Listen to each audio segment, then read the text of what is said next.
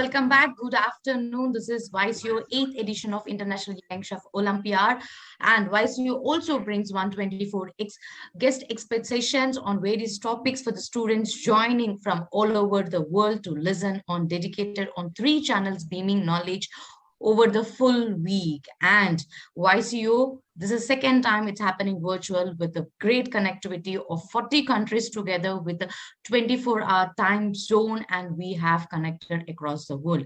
And today, right now, we have a session with the principal who is working for more than 2 decades in one school, and she's also trained under the BSc Honors and MSc Maths, and she's highly qualified in Vedic mathematics and who is holding a 37 years of teaching experience. See, this is one of the most important thing, because teaching is not so easy. Always think the teacher job is very easy, but teacher job is always a difficult, because the school teachers, the school principal plays a major important role in nurturing and in shaping the career of a student in the initial days. So we have Miss Maya Sukumaran, the principal of Gitanjali Senior School, Begumpet, who is here on our Expert Talk Show. Welcome, ma'am. Welcome to YCO 8th edition of International Young Chef Olympiad. Thank you so much. Thank you so much, ma'am. Here we are in the 8th edition of this program, and we are here with you today. Yeah, it's good afternoon. Greetings to each one of you. I, Maya Sukumaran, Principal Gitanjali Senior School, would like to thank Dr. Emmanuel and his team from IIHM Hyderabad for inviting me here today to share my thoughts on a topic which is close to my heart. A few words about the school which I have been serving for over 2 decades. Gitanjali Group of Schools was established in the year 1985. Ever since, the school has nurtured a large number of students who occupy coveted positions in organizations across the globe. The alumni organization is a very active organization benefiting both the schools and the ex-students. While the school maintains the highest record standards, also serves the society, particularly the unfortunate ones, by undertaking welfare activities by the management, staff, and students.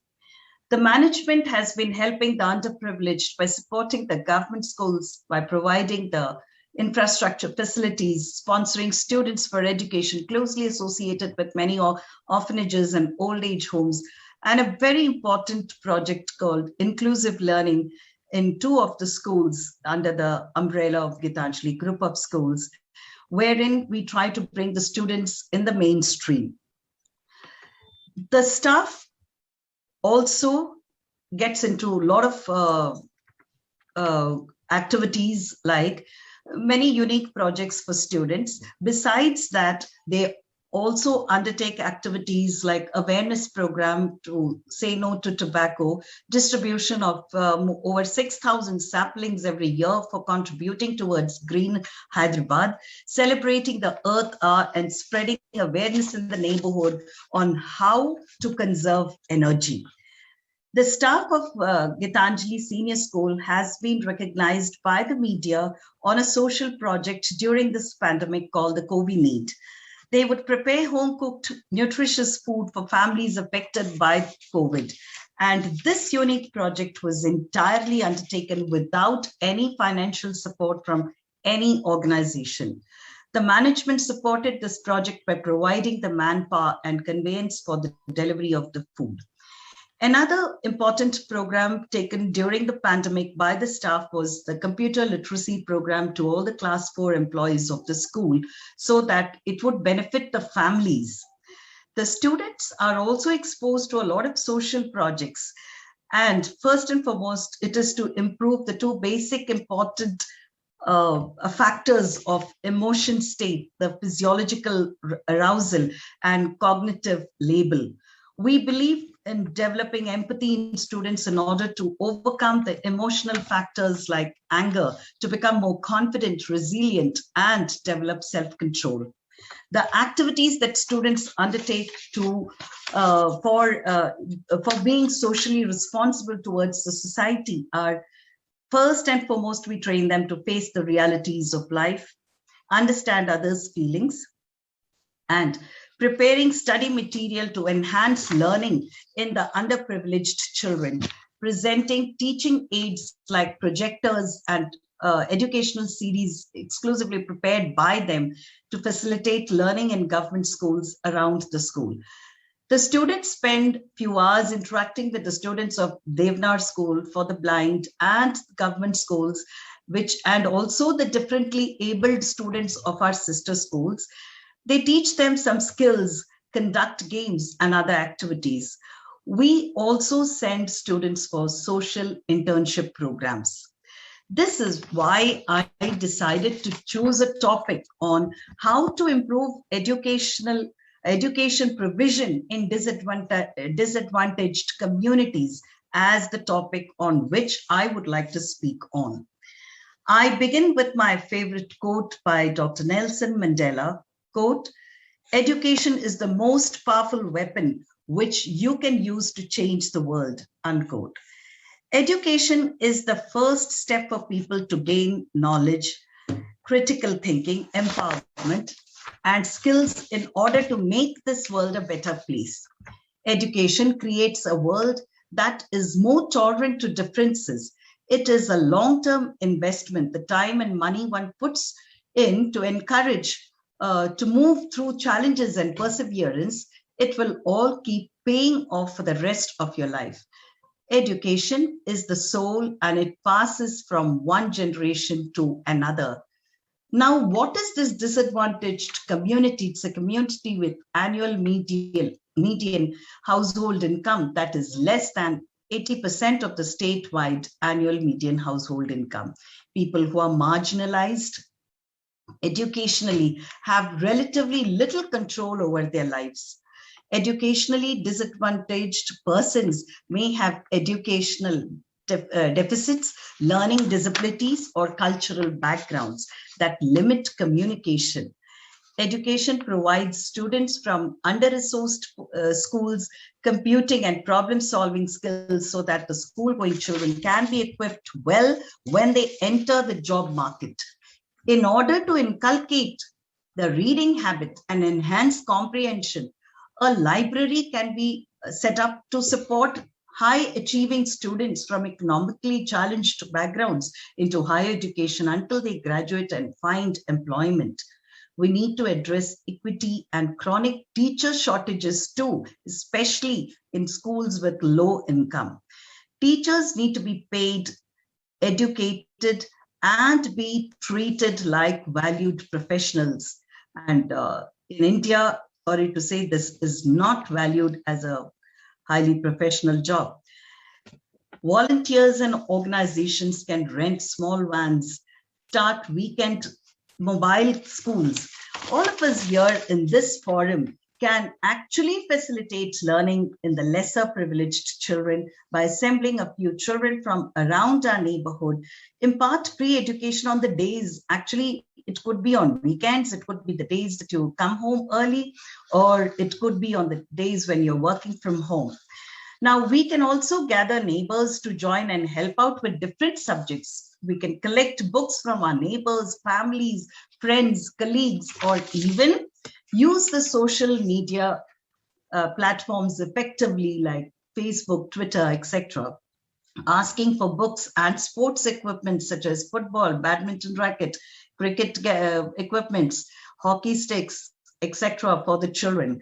Identify a ground around your community, or it could be a school, it could be college ground, which can be used during weekends. Get parents, teachers, all involved in these activities. Providing food during school will alleviate these children's hunger during class, as well as it encourages regular attendance. We need to train these children to practice teamwork, build leadership and critical thinking skills.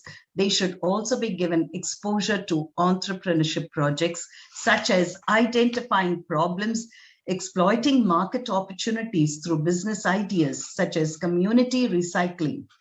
This shift away from standardized learning will prepare students to make positive impact on the social and economic well-being of their communities. Now, computer literacy programs, imparting that is something very important. We should provide computers with age-appropriate learning softwares and a technically educated staff who knows how to maintain it. Disadvantaged communities can be the first generation learners. It can be from economically weaker sections, students with special needs, tribal communities who do not have access to education, or even refugees, migrant laborers, single parent families. They all can be categorized in this disadvantaged community category. There are 12 major educational provisions in India. A few to name: free and compulsory education till the age of 14. This provision can cater to the economically less privileged when student retention is successful till the age of 14. They turn out to be lifelong learners as the intrinsic motivation is high.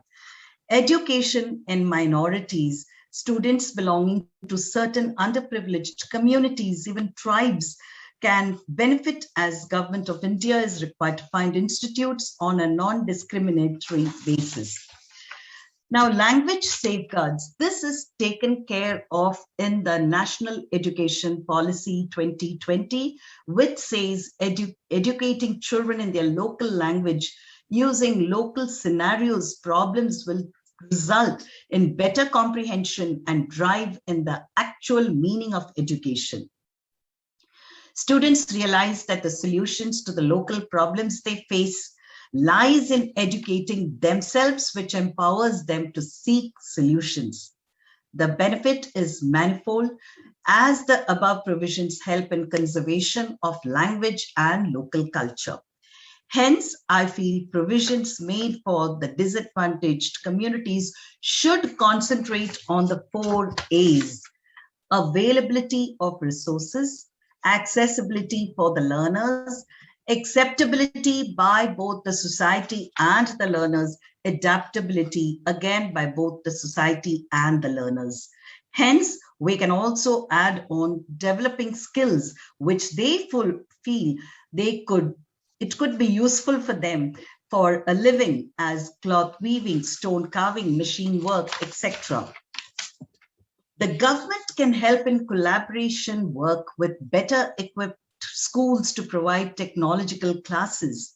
Each organization can conduct classes at least once a week in speaking for improving their communication skills, also to improve the computer literacy, some programs in computing. They should also provide basic primary education to their class 4 employees and their families. They can identify the interests of these students and work on developing their skills so that they will be able to shape up a career.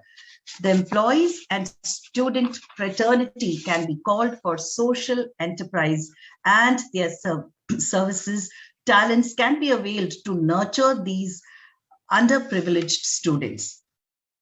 I would like to conclude by requesting all to be a part of India's vision to help in bridging the gap between the current state of learning outcomes and what is required through undertaking major reforms that brings the highest quality, equity, and integrity into the system right from early childhood care and education through higher education. India aims to have an education system by 2040 that is second to none, with equitable access to the highest quality education for all learners, regardless of social or economic background. Strong educational policies are the lifeblood of improving educational equity worldwide. In order to achieve the Sustainable Development Goal for Education, the SDG 4 education system needs structures and processes that enable quality learning, experience for all. All our efforts will be successful if each one of us believes in the quote by John Dewey: education is not preparation for life. Education is life itself. Thank you. Jai Hind. Thank you so much, ma'am. Actually, you are sharing a lot of insights regarding the schools and all those things to us. Okay, so I was like going through your profile and it was like showing that you are certified program in education from the Wipro and you work for so many other schools. And during your principal, so it is also certified this educator, global Google's it certified educator since 2012. So what does it mean and how it is important, how it is like important for the Yes, education? there is a lot of difference in what we actually. Very sorry to say, are the system like training. You say the teacher training programs. Yes. I feel it is not updated. It is not serving the current scenario at all. You learn a few like Bloom's taxonomy and so many things you learn. Okay, but practical use of it was when I undertook the 1-year training program with Wipro, and it was an amazing program which connected with today's world. Then I got an opportunity to be a certified Google trainer from the Google office. In fact, I had been to Gurgaon for office, Google office. And then the best part was, since I could face it, I could ensure that each and every teacher in 2012 were trained with the basics as well as certified computational thinking programs. Also, they got certified, every teacher. So the transition during the pandemic from offline to online wasn't a difficult task, because I had my team prepared and we ensured that we train all the teachers under the umbrella Gitanjali group of schools. There are 6 schools. We trained everybody. And so the thing is, you name a stuff, and that is why this year we were highly, appreciated by the society, by the parents, and the students for the innovative online classes that were conducted in the school, which is closely monitored by me. I ensure that anything new, that the training has to go on. So we keep challenges throughout, like whatever happened last academic year, the review of it is in the form of a competition for all the departments. And that competition, I just completed it on 29th January. And that is, we crown the department. That's called the crown of celebration. Each department, how did they make effective learning? That was showcased by every department. So if you don't do that, then what happens is each year they won't come up with something new. And every lesson plan that they submit weekly will have a following report that week. And the lesson plan should showcase 4 areas, 5 areas, in fact. One is the design thinking. How have you used those skills? How are you using artificial intelligence for reinforcement, or for even for that matter, for even to teach the children who have not understood the concepts? Then they need to use collaborative teaching, has to be there. So it has to be collaboration with any universities. In fact, we are collaborating with university. We have a very, very exclusive clubs. We don't go by the usual clubs. We have EMF club, that is that the students there on economics, management, and finance. And for stimulating the children, we are associated with ISBF, which is under the governing body of London School of Economics. And we have an entrepreneur club. We have young entrepreneurs right from class 7 to class 12. We have at least, I would say, 9 to 10 students who are having their own companies, which they have set up in their way. So even if, and we have collaboration of departments, integration of departments. So supposing we have to teach, say, workforce part to the students, it is not one teacher who's accounts teacher or business studies teacher or commerce teacher who will come and teach. The entire process is we have the physics. Firstly, we tell the children to come up with an idea. They pitch, they come up with some ideas. Then based on that idea is how we build the whole chapter. So you teach them every bit of it, the accounting, the workforce plan. Then we have the physics behind. So we have a physics teacher, the app that has to be prepared. We have the computers. So it is 3-4 teachers who are taking the class at one time. So that integration and dropping the barriers between the departments is something is very, very essential. So there is a lot of collaboration with universities for entrepreneurship to enhance the skills. We are associated with White Canvas India. We are associated with Metamorphosis. We are associated with Rishi Hood University. So we have the co-founder who has come and addressed the children. So it is like an overall development that is very, very important in the children. Besides, focus on the creative skills. Creative skills also. We have young authors whose books have been published during the pandemic. So I think pandemic was the best time where we could all learn. I wouldn't say only children. I think each one of us could explore different areas, take up challenges, and that definitely would help you, give you the satisfaction of whether you work online, offline, it really doesn't matter. That's actually, ma'am, pandemic helped us to learn a lot of things. So, ma'am, you are like, you are into this Gitanjali school more than 2 decades, 21 years.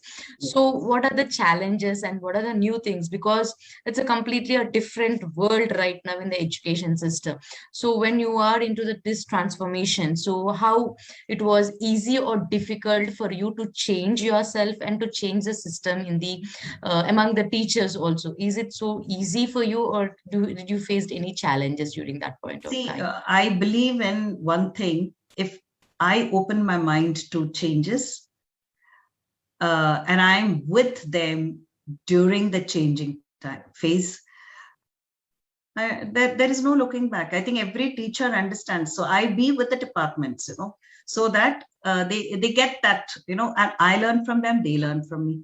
So it is an exchange actually that happens, So I don't think it was difficult. In fact, we all took it as a challenge. Actually, it was like something opportunity given for us for learning. I would take it as opportunity and not as something that is a difficult. I wouldn't use the word challenge, because challenge is something that is, but I would take it as opportunity. Amazing learning work, and in fact, I could share it, and that's how I could use social media effectively. That is the best part. Made a lot of contacts through LinkedIn.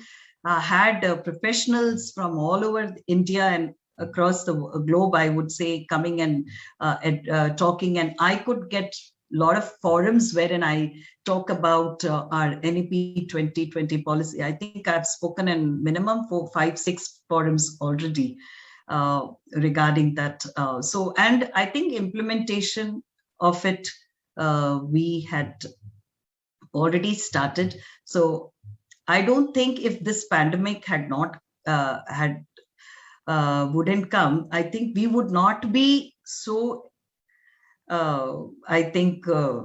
so much equipped with a lot of things. So I, particularly for my department, whenever I get the time, I prepare a lot of videos for them. I'm from the maths background, so I love to just pick up a topic and say I'll come and teach the class, and I take the whole lot together. And absolutely uniquely, no using the whiteboard. I use the smart board for everything. So I have my videos. In fact, I like to prepare videos for them. So the entire, once the child looks at it, I think they don't need to look around for anything else. All the contents from various things I collect and I prepare that. So many topics I prepare and I give it to my department when I get the time. And yes, this was a time where I could go and teach any class. I would go to the class 12. I would go and take a topic there in class 11, below 8, I can't teach. So I haven't taught below 8, but yes, still there. Yes. So that's actually a wonderful, ma'am, because teaching is something, it's not about a teaching. We have to learn. It's a passion for your subject. Yes, I think that is something which is very important. Passion towards the subject and coming up with the new concepts, because right now the generation, I mean, they are teaching us, so we have to be ready to accept their teaching also, actually. So in fact, the teacher job is not so easy. In the school day, in the school, it's not so easy. So that's where this is a wonderful session by ma'am. Thank you so much for joining us. And this is a lovely session to all the students who have joined, because even they are like still students who behave like a school kids still now for us, and being a hospitality industry professional. So this is what, and thank you so much for joining and sharing all your insights for us. And thank you so much. And let me take a short break and let me join another expert talk show. Over to studio.